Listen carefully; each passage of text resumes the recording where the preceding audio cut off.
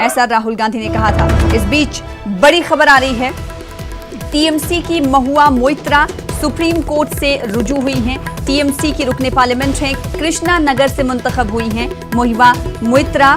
शहरियत तरमीमी कानून को इन्होंने चुनौती दी है। चीफ जस्टिस पर मुश्तमिल बेंच ने जल्दी समाअत से हालांकि इनकार कर दिया है। तो इस वक्त की बड़ी खबर, पहली कोई पार्टी ऐसी है जिसने, इलाकाई पार्टी जिसने सुप्रीम कोर्ट से रुजू किया है शहरियत तरमीमी बिल को लेकर, कानून को लेकर सुप्रीम कोर्ट का दरवाजा खटखटाया है, वो है टीएमसी।